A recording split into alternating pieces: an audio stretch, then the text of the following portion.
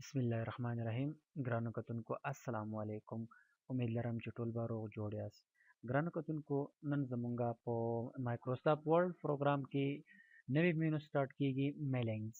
په میلینګز کې لومړی کمانډ دی زمونږ سره انولف لیبل دی سٹارټ میل مرج دی او همداسې دا ټول کمانډ ان شاء الله مونږه په خپل کلاس کې ډیسکس کوو. نو لومړی زمونږ سره انولف دی. انولف زمونږ سره کولی شو چې مونږه یو انولف تیار کو، یو لفافه تیار کو. تر څو په هغه لفافه باندې مونږه دغه ایډرس پرینټ کو، هغه بیا مونږه مخکې فارورډ کو. نو د انولف جوړولو لپاره به لومړی زه راشم انولف کلیک کوم. ها په دې کې زموږ سره دوه خبرې دي.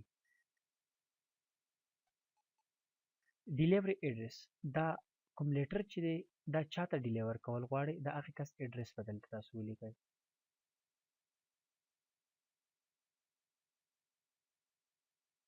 ها زه به ولیکم چې ټو احمد street number 8 house number 34 موبایل نمبر دا شو. په دغه شکل به تاسو ایډرس ولیکئ.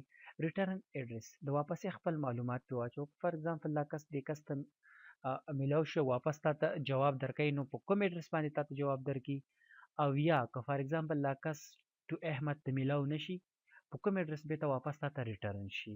نو دې دپاره ریټرن ایډرس ورکول هم لازم دي. دلته به ولیکم فرام ضیاءالدین street number دا house number دا او دا به زه کانټیکټ نمبر ولیکم. د دې لیکلو نه بعد غواړم چې دې دواړو ته یو ښکلی فارمیټ هم ورکړم. دا پریویو وینئ، را به شي پریویو به کلیک کړئ. ډیلیوري ته څنګه فارمیټ ورکول غواړئ، ریټرن ته څنګه فارمیټ ورکړي. نو فونټ باندې به کلیک وکړئ او را به شي دې لپاره به یو فارمیټ تیار کړئ. بولډ 14 کلر فونټ سټایل and then click OK. ریټرن ته څنګه فارمیټ ورکول غواړئ. فونټ بولډ 12 نه 14 ټیکسټ یا فونټ سټایل زما سره ایریل کلر ډارک بلو اوکے اگین اوکے. نو ګوره که تاسو وګورئ هغه کلر زموږ سره دلته کې اپلای شو. په لاست کې به بس تاسو کلیک کړئ ایډ ټو ډاکومنټ and then click yes. په هغه کلر کې که تاسو وګورئ زموږ سره هغه انولف تیار شو. نو په دغه شکل تاسو کولی شئ چې انولف تیار کړئ. امید لرم چې په دې باندې به پوه شوي چې انولف به موږ څنګه تیارو. که تاسو وګورئ دا بیا په دغه لفافه دغه انولف باندې پرنټ کړي او ایډرس پې الریډي موږ لیکلی. نو که تاسو وګورئ فرام ټو دغه خط چې په دې لفافه کې بند دی د دغې کس د خوا نه دې کس ته لیږل کېږي. نو په دغه شکل سره تاسو کولی شئ چې انولف نه ډېر ښکلي کارونه واخلئ. نیکسټ کمانډ دی زموږ سره لیبل. لیبل که تاسو لیدلی دي لیبل زموږ سره داسې مختلف سټیکرز دي. که تاسو دلته وګورئ دې شکل ته په دغه شکل تاسو سټیکرز چې کومې دغه جوړولی شئ.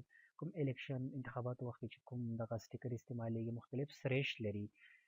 نو دغه دپاره تاسو دا مختلف کارونو دپاره دغه ماسې یو اګزامپل تاسو وي. نو لیبل کلیک کوئ. ښه بیا به راشئ آپشن ته. په آپشن کې به ورته تاسو د لیبل سایز وښایي.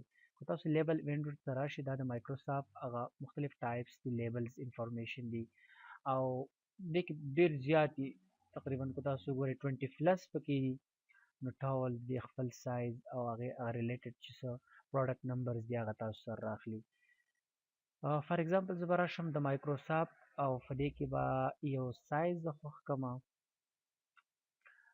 دا یو 34 پیج. که تاسو دلته وګورئ هایټ ویت 3.63 انچز ویت 1 انچ زموږ سره دا د دې چې کوم لیول دی د دې سایز دی. دغه په دې کې زموږ سره دا دی د دې هایټ 1 دی او ویت زموږ سره 8.63 دی. نو دا زموږ سره مختلف سایز دي. ان سایز تاسو ایز یو ویش تاسو سلیکټ کولی شئ.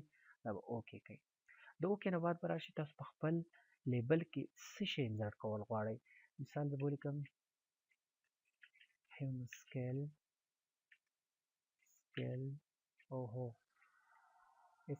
scale development institute chapter rather lower.